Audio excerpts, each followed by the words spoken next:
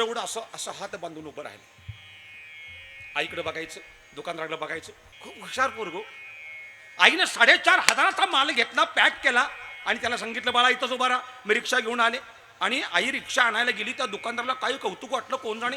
दुकानदारानं चॉकलेटची भरणी खोली त्या पुढे धरली. बाळा चॉकलेट घे. त्यानं अशा हात बांधलेले पोरांना. नाही, अरे घे फुकट आहे. नको. अरे घे. आईला घाबरतो का? सांगू का आईला तुझ्या? नको. पोरग मोठ्यानं बोललो. अरे मी कमालच केली. आमचं असतं तर भरणी पैसे बस बोंबलत म्हणला. अरे कसले त्याला संस्कार आहेत त्या बाळाला. शेवट त्या दुकानदारानं आपला असा एवढा मोठा हात घातला. मग त्या पोरानं लगेच आपला हात सोडला आणि पुढे गेलं आणि म्हणालं द्या. किती संस्कार आहेत. जोपर्यंत दुकानदार देत नाही तोपर्यंत त्यांना असे हात नाही सोडले. दुकानदारानं असे मूठ भरली आणि त्या पोरानं अशी वंजळ करून अशी धरली. मला थोडंसं कौतुक वाटलं. मग त्या बाळाला हळूच म्हणलं बाळा नाव काय? मग त्यानं नाव सांगितलं. एक विचारू का? म्हणे काय?